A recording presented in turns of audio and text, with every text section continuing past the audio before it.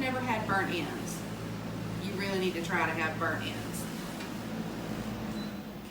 Chris and I, well, mostly me, because he was busy that day. He might have even been at work, I don't remember.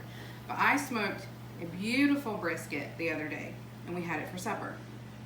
And it was about a 15-pound brisket, so that's a lot. This is the second half of it. The first half, we had enough people here, we ate it for supper. This is the second half, and I'm gonna get 2 more meals out of that 15-pound brisket. That's after Chris trimmed it too. He had to trim maybe a pound of meat, or not meat, but fat off of it. So the first thing I do, I've cut off what I want. The rest of this, I'm gonna put it in a bag and save it.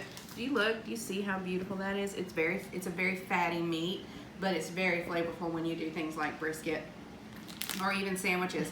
This leftover piece right here is going to be turned into paninis in a couple of days.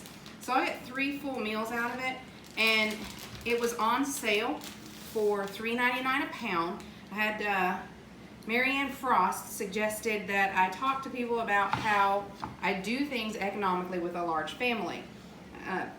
And we have a large family. There are 7 of us that live here. And then Abby has friends in and out all the time who are always eating here. So most of the time, there's anywhere from 5 to 8 people eating in this house. So this brisket was on sale for $2.99 a pound.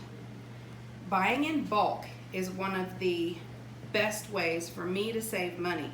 I used to be really good at couponing, and I still am in a sense. I don't take the time to do it like I used to, and it's harder to find them here in Iowa. You can buy one paper once a month that has coupons in it, otherwise you have to print them on your own. So you can see I'm cutting that smoke ring, and it's still not quite well done, which is the way we want it, because it will get well done shortly. I'm cutting these in chunks, 1.5 to 2 inches big. I've separated them out in that pan. I have a really big cutting board. I just don't like dealing with it because it takes up a lot of space when I get it out, and it takes up a lot of space when you put it in the sink, and I don't know, I like this better. But cutting this up into 1.5 to 2 inch, sometimes smaller, sometimes bigger, just somewhere around there, size chunks, and dropping them all in this pan. And then I'm gonna drop them all in here when I get done. And I said before, I've never claimed to be a professional. I'm not good at, cutting things the way they do and whatnot. But when I get them in here, you can see that I've got some beef stock. And what I will do is I will put these on the stove on medium heat. They're already basically cooked. Now this piece here, Benjamin, you probably can't see that, but I'm actually gonna trim this one.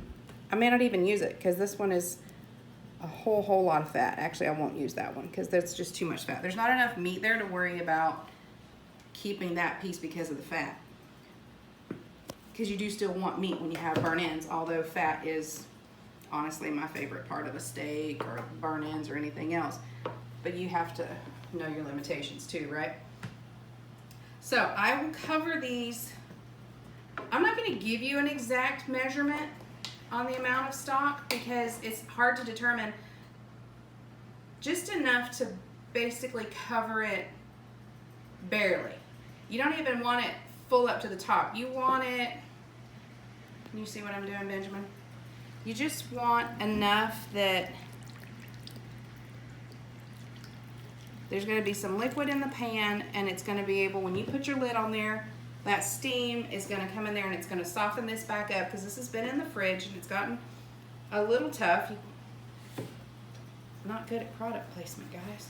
Actually, I'm not doing product placement. I'm not good at not hiding things from myself.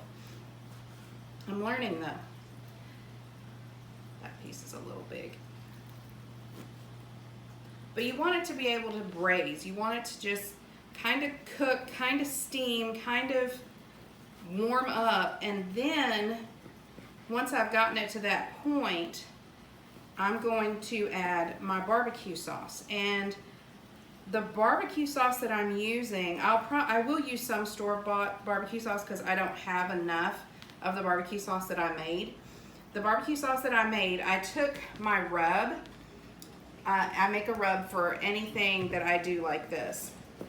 Anytime I smoke something, anytime I barbecue something, I make a rub first. I have a pork version and a beef version. But I'm gonna take my rub, I took my rub, what was left of it after we got it all over, there's another piece that's just fat, and another one. What was left of it after we got it all over the meat and got it in the smoker, I took the leftovers and I put it into a pan,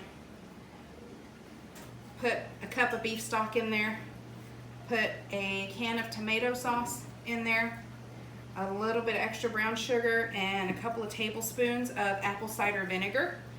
And I just let that boil down, thicken up, and it was so, so, so good on the first round that I figured it would definitely be worth putting it on there again.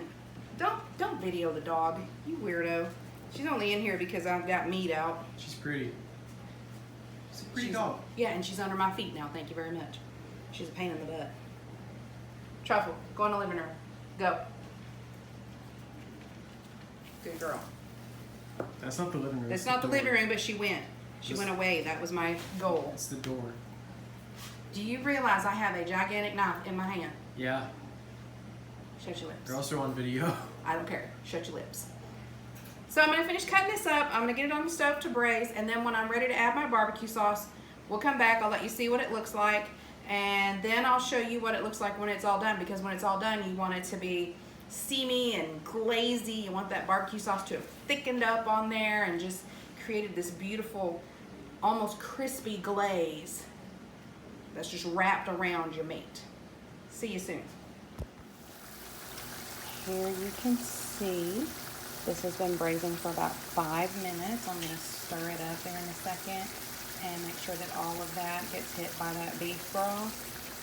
And in a few minutes, you'll be able to see the finished product.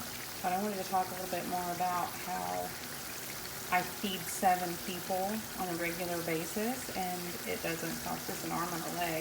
One of the most important things for me to do is to buy in bulk. If I see that someone has boneless butts on sale for 99 cents a pound, I'm going to buy 3 or 4 because we do eat them once a month or more. If I see boneless, skinless chicken breasts for $1.99 a pound, probably going to buy about 10 pounds because every time I cook meat, it takes anywhere from 2 to 3.5 pounds depending on what I'm cooking. So, little flash for you to see. We will be back soon. Ready? Did you start? We're going to get this straight one of these days, okay? So, my braising liquid has gone way down. I've turned my pan up to high. This is the barbecue sauce that I made when we first made the brisket a couple of days ago. And I'm just going to let this cook, simmer, make a mess on my stove. I'm going to try to get it everything covered, and what's going to happen is that sugar is going to cook down that's in this barbecue sauce, and it's just going to continue to coat and glaze this meat. And this meat is so tender right now, it's unbelievable. And it'll be perfect little bites of burnt ends. And the reason we call them burnt ends is because you do want it to look burnt. And it's okay if that sugar burns because that is only adding flavor. Look at how that's already bubbling up and sliding in the pan. That's exactly what we want it to do.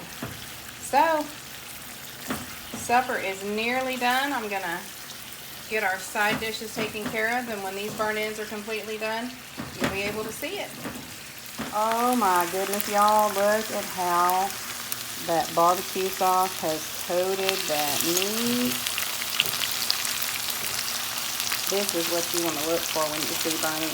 The meat is not burnt, but the sugar is. And that's the best part of it. Okay. It's just about time for us to eat. Y'all have a wonderful day and stay healthy.